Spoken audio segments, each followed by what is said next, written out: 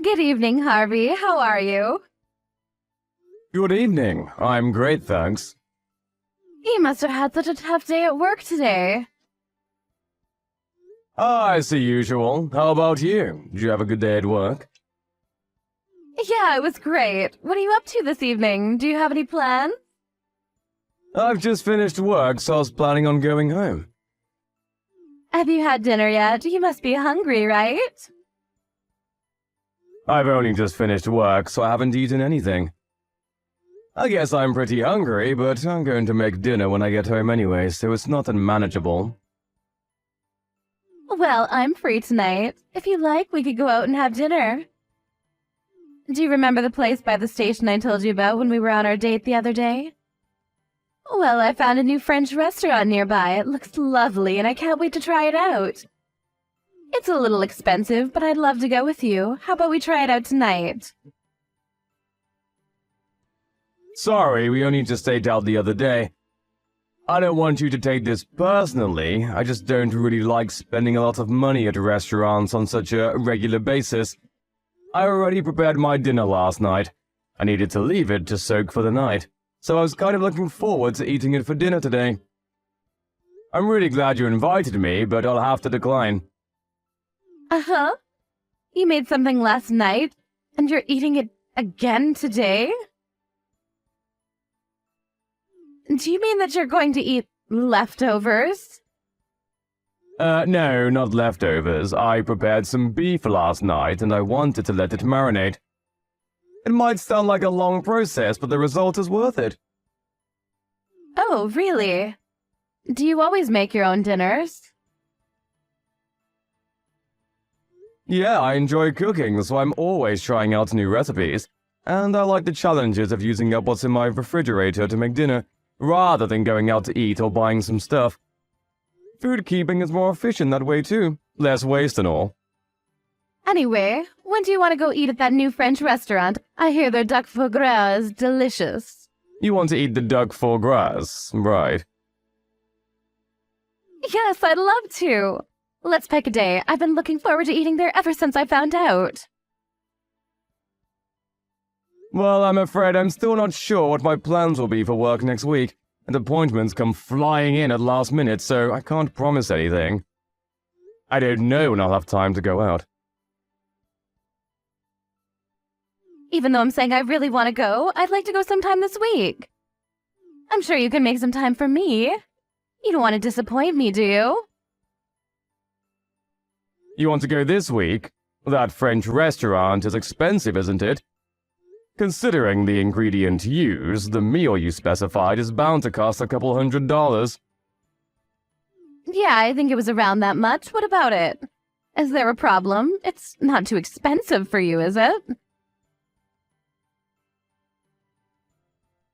I haven't gotten my pay yet this month, so I'd prefer to go somewhere a bit more affordable.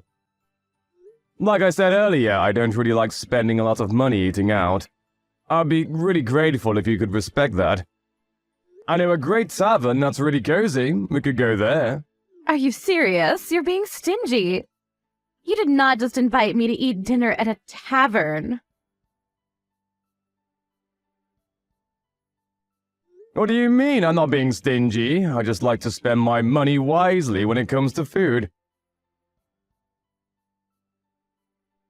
I can't believe you actually just said that. You eat at taverns? And you think that you're spending money wisely?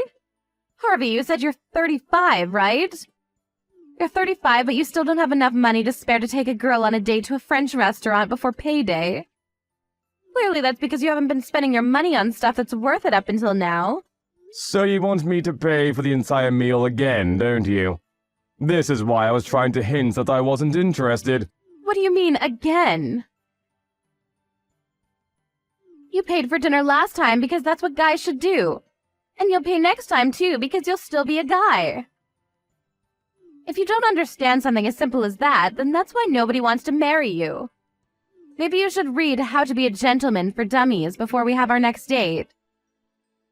How can you be so stingy overpaying for a few $100s for a meal at a French restaurant? Every other guy in the world would be happy to pay that much.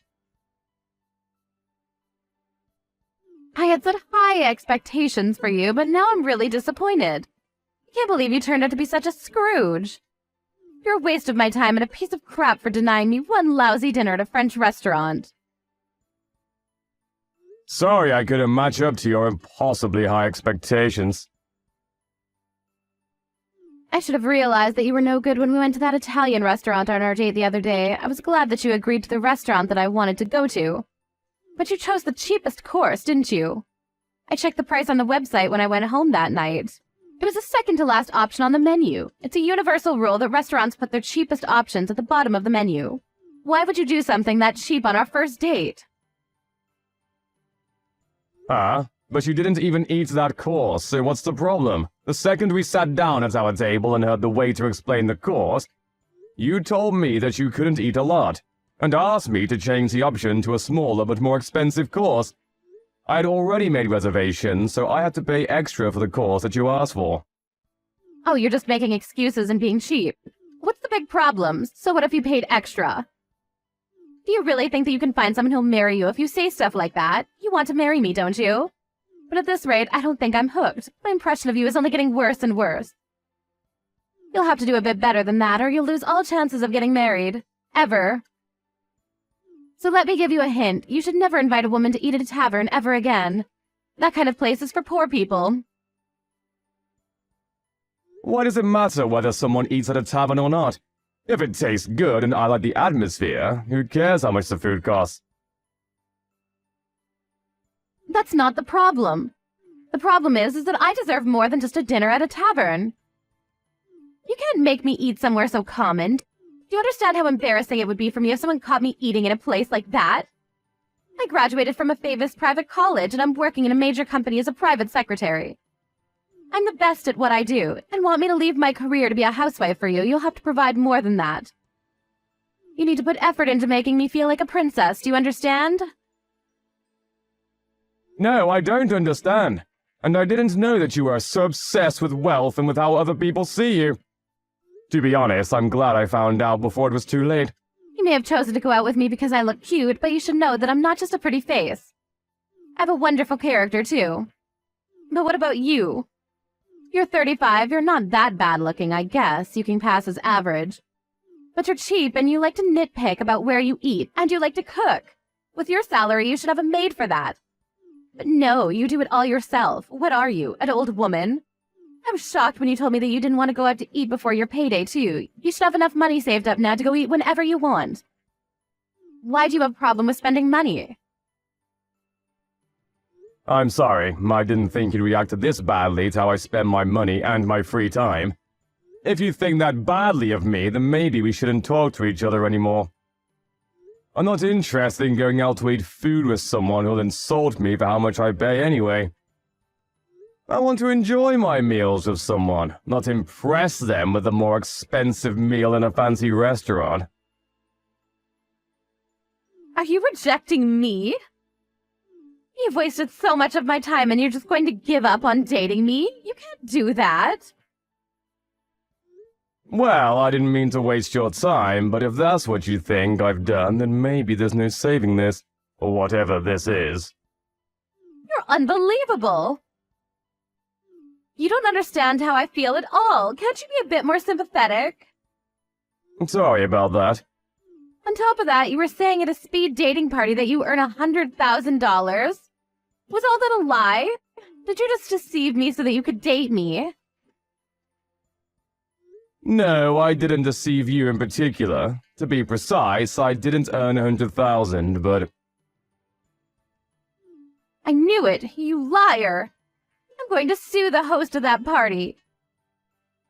You should be more careful about who they allow to attend. I'll make sure you can never participate in another party like that ever again.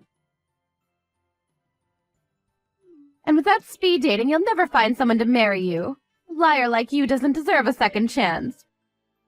If you're already 35 and haven't already got a girlfriend, then you might as well give up. There's no hope for you. Nobody will ever want to be with you anyway. That's your punishment for wasting my time. You only get what you deserve. You say that I wasted your time, but we only had one date together after the speed dating event. And it's not like we spent a lot of time together that night either. We went out to eat at that Italian place and went home afterwards. You're talking as though we've been dating for weeks. Plus, you're the one to talk when it comes to age. You're older than me, aren't you? I can't believe you'd ask a girl how old she is. You're the most horrible person ever. I get it that you're not a gentleman, but don't you have any manners? A girl? If you think that I'm old, then I think I have the right to argue that you're too old to consider yourself a girl. You said you were working at the Morris Corporation, right? I think you said that you were a private secretary. Yeah, so what? What does that have to do with anything? I happen to know the senior vice president of that company. I got the chance to meet up and talk with him the day before yesterday. I heard some really interesting stuff. What? How on earth do you know him? Where could someone like you possibly have met him? He informed me that there was no private secretary called Isabel Smith working there. What does that mean? You went on and on about me lying to you about my salary, but you lied to me about what your position is. I'm not officially called a private secretary, but I do things that a private secretary is required to do. He can't have forgotten about me. You say that, but what kind of stuff do you do? You don't seem to have made a great impression on your VP. Well, for your information, I check schedules and prepare coffee for the people in the department. What else would a private secretary do? Really? I guess that's all you can be entrusted to do. What's so funny? Nothing. I just thought that it's interesting that you're doing stuff that's usually left to the newbies. I would have expected a private secretary to be more involved and carry out more personal tasks that need more attention to detail than remembering how many sugars your employee wants in his coffee. Are you looking down on my work? Don't be so rude. I'm proud of what I do. It may seem unimportant to you, but it actually makes a lot of difference.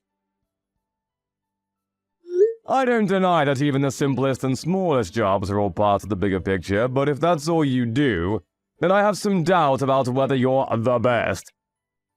I asked him about you. Huh? What did he say? He told me that he had heard a lot about you from your colleagues. Seriously? Has he been asking my colleagues about me? I wonder if he wants to go out with me. What else did he say? He says that you stand out a lot. He mentioned how you wear really flashy clothes, despite only ever working in the office. Yeah, well, I take care of the way I look. I'm always aiming to be my #1 self. Since I'm so pretty, I guess that means the guys can't keep their eyes off of me. He also told me that you used to be pretty, but now, because of the way you dress, even if you were in the sales department, it would be too embarrassing for the company to send you out to visit clients if you were dressed like that. He said that he thought you needed to be more aware of your own age.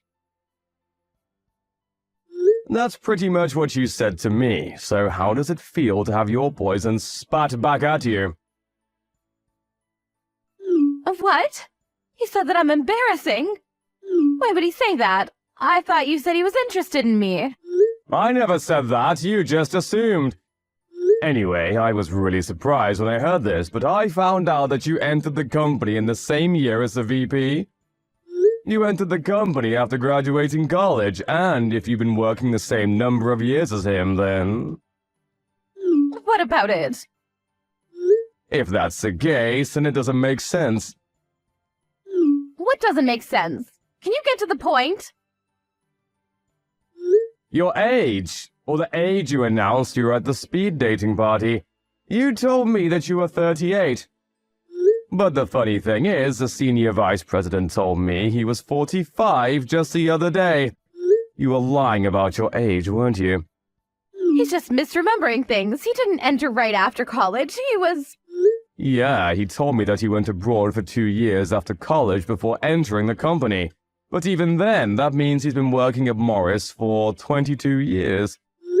You entered at 21, so plus 22 equals the sad truth you tried to hide. How dare you try to calculate a girl's age? Just how insensitive are you? You're not a girl anymore. If you at least owned your age, I would have had more respect for you. But instead, you just insulted me about my age and my spending habits. Even though every word would boomerang back to you. At first, you seemed nice, funny, and even smart. I wouldn't have cared if you had lied about your age, because I would have understood that it had really bothered you. I wanted to talk with you more, but you just lashed out at me for not taking you to a French restaurant. You didn't even thank me for paying for the meal. And more the last time we ate, so I don't think I'm interested anymore. Let's forget this ever happened and go our separate ways. That's my line. I don't want to date a man that lies about his salary. If you don't have enough money to keep up with my needs, then I would have dumped you someday anyways. But you've really wasted my time. It's true that I didn't write the exact amount that I make, but that doesn't mean that I make less than what I said. I actually make more. But I don't like bragging, and I just thought that any interactions I had at that party would be artificial if I was honest. So I took it down a few notches. I wanted to avoid women like you, but I guess I got caught anyway. Huh? What are you talking about? I thought you were just a normal office worker. Yeah, I did say that, but it's not like my position makes me any better than an office worker anyway. I didn't see the point in clarifying. But just for the sake of rubbing it in your face, I actually own a company. It's just a venture, so it's not that big, but for the past few years, our numbers have been going up, so we've made quite a profit. I've been investing in property too, so I earn way more than the 100K I told you about. Unfortunately for you, I used to be poor, so I can't get out of the habit of being careful with how I spend my money, even though I have plenty to spare. I've been putting most of my earnings into a savings account, and I just withdraw a fraction of the total to use the bills and groceries.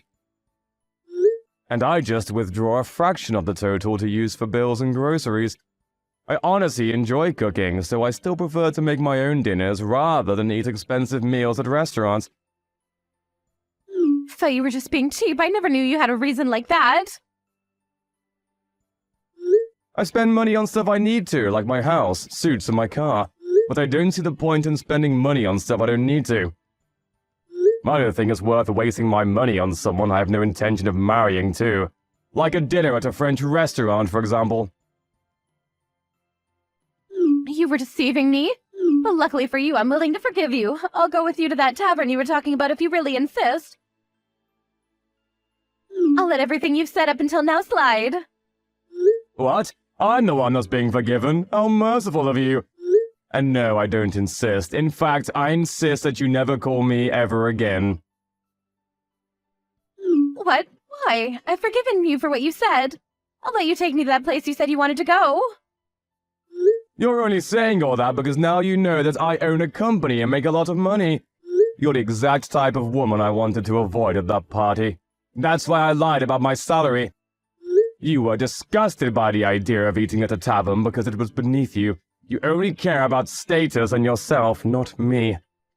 I broke up with my girlfriend a few months back and I'd finally regained a positive image of getting married, but I never thought that I would be insulted this much by a woman I only had one date with. I don't think I'll be going to any more speed dating parties, but I think I've done every other participant a favor by telling the host that you were lying about your job and your age. What? You can't be serious. I also warned them that you were verbally abusive and that your behavior was inappropriate for a grown adult. They've assured me that your application will be removed and your name will be put on the blacklist. I hope that this way you won't bother anybody else with the same crap. What are you talking about? Wait a second, please. I've already been kicked out of several other speed dating events. I can't lose any more chances to find someone that will marry me. You can't do this. Please don't leave me. I think we'll be really compatible for each other. Why don't we start over? Start over? There's nothing between us to start over. You ruined things before they had even begun. But I do pity you. I hope that you'll be able to reflect on your actions and find someone who you can respect and treat a lot better than you treated me. First, you'll have to get over yourself, old woman. Thanks to Harvey reporting Isabel to the host of the event, she was banned from participating in any other events with the same matchmakers. The senior vice president's comments about her appearance must have bothered her a lot because she had begun to take more care with her clothes and the way she acted around her colleagues. She was wearing less vibrant and patterned clothing and had become more and more monotone. Apparently, her existence had become more and more dull and invisible. Seems that she's putting a lot of effort into her online profiles on matching and dating apps, but considering her standards and her personality, it looks like she's having a lot of trouble finding someone who earns $100,000 annually. As for Harvey, he settled down with the next woman he met, who was also fond of cooking, and enjoyed eating out at places that were friendly and comfortable together rather than stiff black-tie restaurant. His business is on the rise, and he's looking forward to when his son or daughter will be born.